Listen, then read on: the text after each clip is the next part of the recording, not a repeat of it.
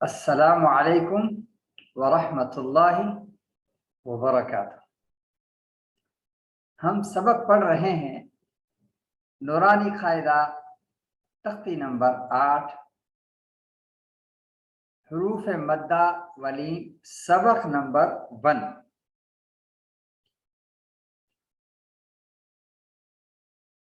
سب سے پہلے اس تختی کی ہدایات بتائی جائیں گی۔ ہدایات پر عمل کرنے سے تختی کا پڑھنا سمجھنا آسان ہو جاتا ہے۔ حروف مدہ 3 ہیں، واو، الف، یا۔ جیسا کہ ہدایات میں یہ سب چیزیں لکھی ہوئی ہیں، ہدایات کو بھی پڑھنا ہے، سمجھنا ہے۔ حروف مدہ 3 ہیں، واو، الف، یا۔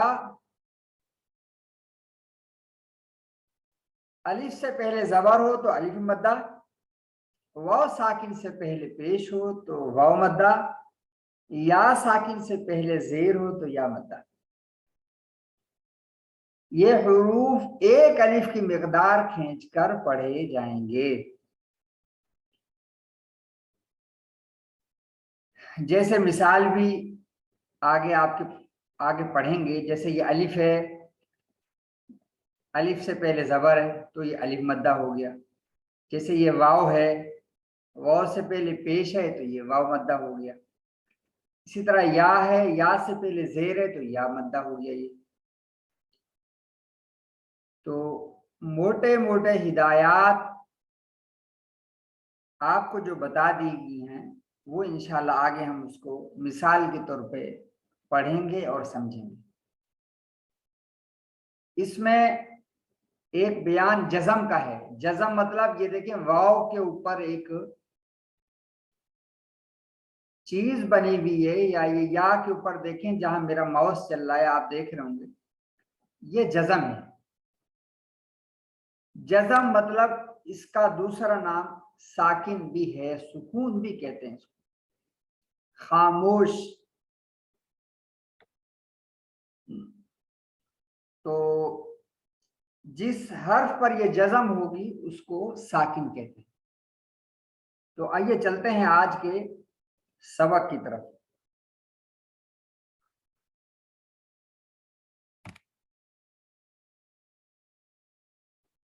بسم اللہ الرحمن الرحیم۔ با، الف زبر با، ایک الف کی مقدار کھینچ کر پڑھنا ہے۔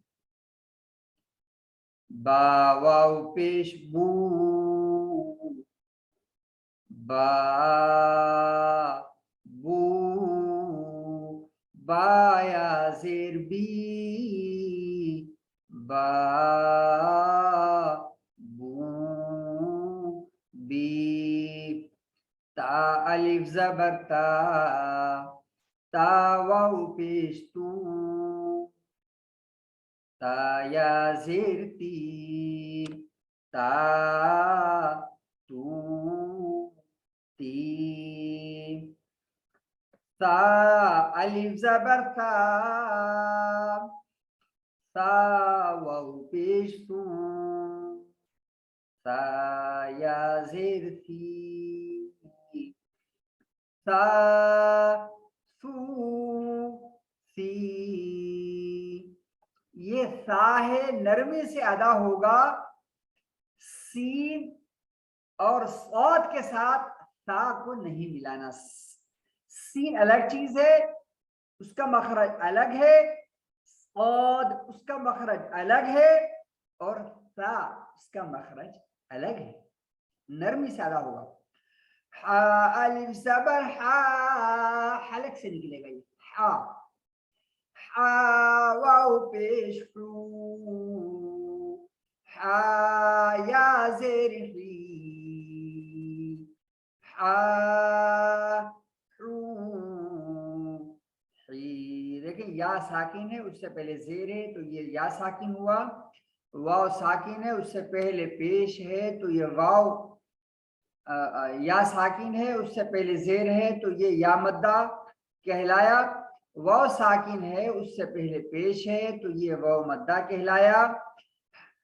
الف ہے اس سے پہلے زبر ہے تو یہ الف مدہ کہلایا. یا ساکن سے پہلے زیر ہو، واو ساکن سے پہلے پیش ہو، الف سے پہلے زبر ہو تو یہ حروف مدہ کہلاتے ہیں. دوبارہ اس لیے ریپیٹ کیا ہے تاکہ یاد کرنے میں آسانی. خا الف زبر خا، خا واو پیش خو، خا یا زیر خی، خا خو خی. را الف زبر را، را واو پیش رو، را یا زیر ری، را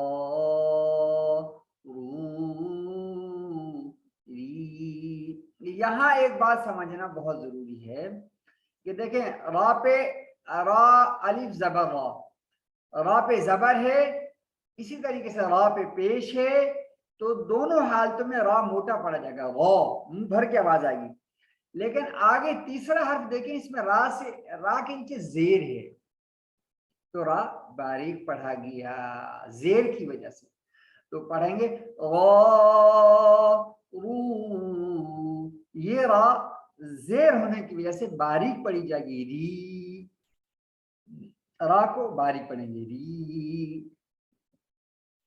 زا الف زبر زا، زا واو پہ زو، زا یا زیر زی، زا زو زی.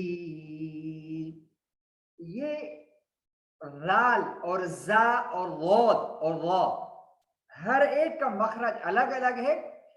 سب کے مخرج کو اس کی صحیح ادائیگی کے ساتھ پڑھنا ہے. زا کو زال نہیں پڑھنا، زال کو زا نہیں پڑھنا، زا کو غود نہیں پڑھنا، غود کو زال نہیں پڑھنا. اور اسی طریقے سے غو کو یعنی غو اس کو زا نہیں پڑھنا. ٹھیک ہے، یہ سمجھنا بہت ضروری ہے. قا الف زبر قا،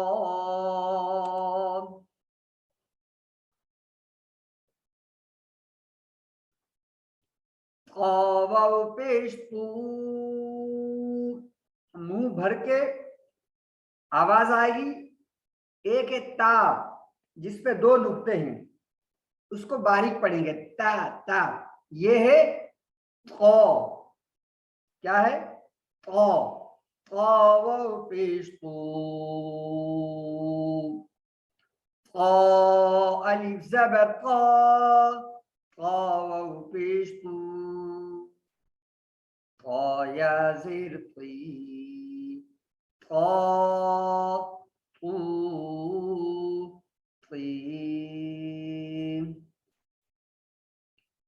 غا الف زبر غا، غا واو پیش غو، غا یا زیر غی، غا غو غی. فا الف زبر فا، فا واو پیش فو، فا یا زیر فی، فا فو فی. یہ غا ہے، منہ بھر کر آواز آئے گی، اس کو موٹا پڑھیں گے.